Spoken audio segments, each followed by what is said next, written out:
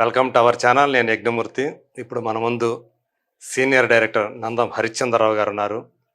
దాసరి శిష్యుడిగా ఆయన పేరు పొందారు. అట్లాగే దాసరి గారి మీద ఒక గొప్ప పుస్తకం కూడా రాశారు ఆయన. సో ఆయన ఈరోజు మన ఆంధ్రప్రదేశ్ ఎన్నికల ముఖ చిత్రం గురించి, ఆంధ్రప్రదేశ్ రాజకీయాల గురించి తన మనసులోని భావాల్ని పంచుకోవడానికి మన ముందున్నారు. నమస్తే సార్. నమస్కారం హరిశ్చంద్రరావు గారు. నమస్కారం. చాలా సంతోషం మళ్ళీ ఇలా కలుసుకున్నందుకు. అయ్యో, నా అదృష్టం కూడా. అదే ఇప్పుడు మీరు గమనిస్తా ఉన్నారు, తెలుసు మీకు. సో ఎన్నికల షెడ్యూల్ కూడా వచ్చేసింది మన ఆంధ్రప్రదేశ్కి సంబంధించి, అలాగే తెలంగాణకు సంబంధించి.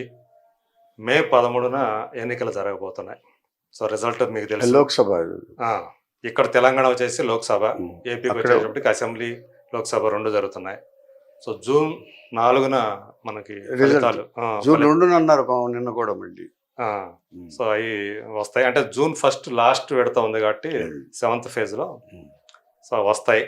సో ఇప్పుడు అంటే ఎట్లా అయిపోయిందంటే, ఆంధ్రప్రదేశ్లో మామూలుగా అయితే తెలుగుదేశం అలాగే జనసేన పొత్తు కుదుర్చుకున్నాయి ముందుగానే.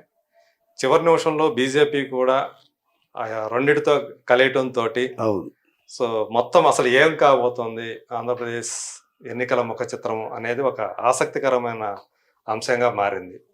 సో చిలకలూరుపేట సభ కూడా మనం చూసాము. దాంట్లో యువతల డిస్టర్బెన్స్ కూడా పల్నాడులో. అవును, అవన్నీ ఉన్నాయి. సో మీకు తెలిసినంత వరకు, నాకు తెలుసు మీకు చంద్రబాబు నాయుడు గారితో, అలాగే ఎన్టీ రామారావు గారితో, తెలుగుదేశం పార్టీ వ్యవస్థాపకుడు, మహానటుడు, మహానాయకుడు. సో ఆయనతో కూడా మీకు దాంట్లో విశేషం అంటే మేనిఫెస్టో నా పెన్నుతో రాశాడు ఆయన. పెన్ అయిపోతే బ్రదర్ పెన్ ఇలా ఇవ్వండి అన్న. ఓకే. ఆయన డబ్బింగ్ చెప్తున్నారు బొబ్బిలిపులి. ఓకే. బొల్లు డబ్బులు పెట్టుకుని పెన్లో ఇంక్ అయిపోయింది. బ్రదర్ పెన్ ఇవ్వండి అన్నారు. అంటే పాయింట్లు రాసిన మేనిఫెస్టోలో రాయాల్సిన దాదాపుగా ప్రజలకు ఏమి చేయాలి అంటే ఆయనలో ఎంత దగ్ధం ఉందంటే అప్పుడు చూశాను నేను. ప్రజలకు ఏదో చేయాలి చేయాలి చేయాలి చేయాలని. అంటే మేము షూటింగ్ లో ఉన్నప్పుడు కూడా ఆయన అన్నారు, ఇంతకాలం మనం దానికి అసోసియేట్ డైరెక్టర్, కో డైరెక్టర్ చేసి ఇంతకాలం నేను ప్రజల నుంచి చాలా పొందాను. నేను ఈ స్థానాన్ని, ఈ స్థాయిని పొందాను నేను. కానీ ప్రజలకు ఏమి చేయలేకపోయానని ఇప్పుడు ఆలోచన వస్తుంది నాకు. ఈ మిగిలిన జీవితాన్ని ప్రజలకు అంకితం చేయాలని అనుకుంటున్నాను అని చెప్పి ఊటీలో చెప్పారు ఆయన. ఓకే. దాసరి గారితో. అదే చాలా మంచి ఆలోచన సార్ అన్నారు. మంచి ఆలోచించింది. సో మీరు అక్కడ ప్రత్యక్షంగా ఉండి ఉన్నాను. ఆ టైంలోనే నేను ఆ ఫినిషింగ్ చేయించడానికి వెళ్ళాను ఆయన స్టూడియోకి. అందరికి పరిచయం చేశారు నన్ను. నేనంటే ఎక్కువ అభిమానం కొంచెం ఆయనకి, ఎప్పుడైనా సరే. హరిశ్చంద్రరావు అంటే ఒక సిన్సియర్ ఫెలో, అందరూ భావిస్తున్నట్టు. ఆయన నిజాయితీపరుడు అనే ఒక అభిప్రాయం ఆయనకు ఉంది. ఆయన నుండి కొంచెం అభిమానించేవారు నన్ను ఎక్కువ. చీఫ్ మినిస్టర్ అయిన తర్వాత కూడా ఇంటర్వ్యూ తెల్లవారుజాము 4 గంటలు నాకు ఇచ్చారు ఒక సందర్భం. కానీ ఇది ఒక నిజంగా మంచి విషయాలు రాశారు ఆయన ప్రజల కోసమే. మీ పేరుతో రాశారు అంటే కొన్ని, అంటే అన్ని కాదండి, కొన్ని అప్పుడు ఇంకా అయిపోయినప్పుడు నేను స్టార్టింగ్ కాదుగా మధ్యలోంచి రాశారు. అదే. సో అందులో ఏ పాయింట్స్ రాశారు అనేది ఏ చిన్న జ్ఞాపకం అయినా కూడా అది మా జ్ఞాపకమేనండి. మహానుభావుడికి సంబంధించిన జ్ఞాపకం నా గుండెల్లో ఉండిపోయింది. అది షేర్ చేసుకోవటం అనేది నా అదృష్టం. సో మీరు అప్పుడు చంద్రబాబు నాయుడు గారిని కూడా చూశారు. సో చంద్రబాబు నాయుడు గారికి ఆయన ముఖ్యమంత్రి కాకముందు, ఆ తర్వాత కూడా ఆయనకు సంబంధించి ఆయనలో నాయకత్వ లక్షణాలు ఉన్నాయని, తర్వాత మంచి అడ్మినిస్ట్రేటర్ అని ఒక పేరు సంపాదించుకున్నారు చాలా.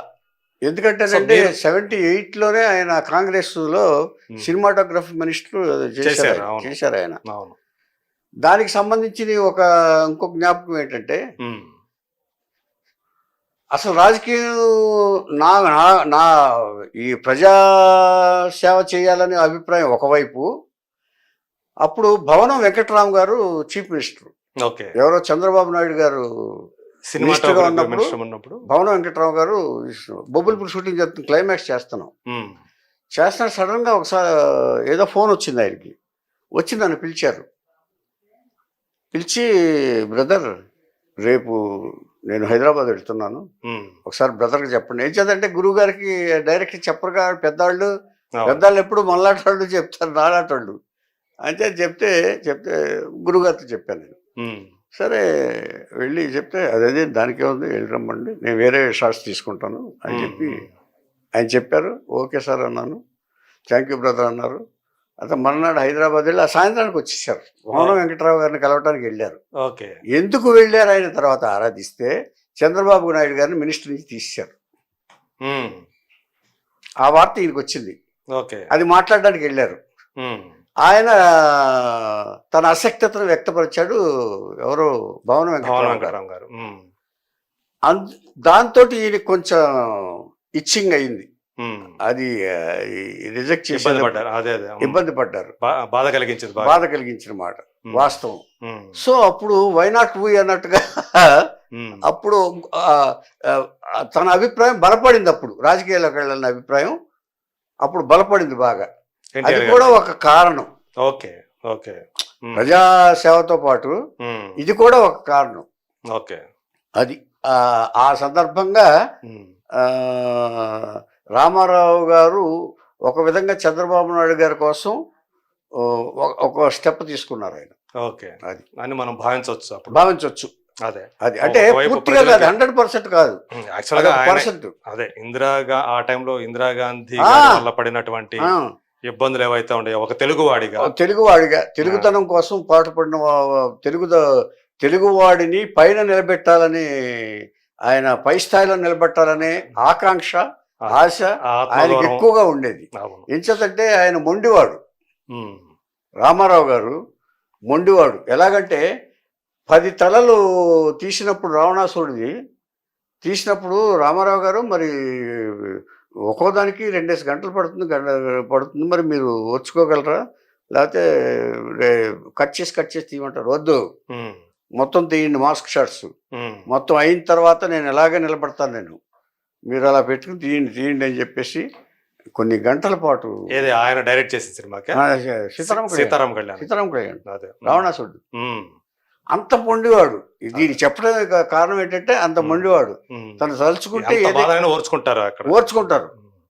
అందుగురించే కదా రోజంతా అసలు తీయకుండా, ఈవెన్ లంచ్ టైం కూడా కిరీటం తీయకుండా. తర్వాత ఈ పురాణ పాత్రలు అన్నిటిలో కూడా ఆయన ఎప్పుడు కూడా ఆయన ద్రవ పదార్థం తప్ప ఆహారం తినేవాడు కాదు. ఆయన కృష్ణుడు వేషం వేసినా ఇది వేసినా నిష్టగా ఉండేవాడు. అయ్యో అంత నిష్ట. అందుకని అలాంటి వాడు స్థాపించిన పార్టీ తెలుగుదేశం పార్టీ. అలాంటి వాళ్ళు ఉండవలసిన రాష్ట్రం మన తెలుగు రాష్ట్రం.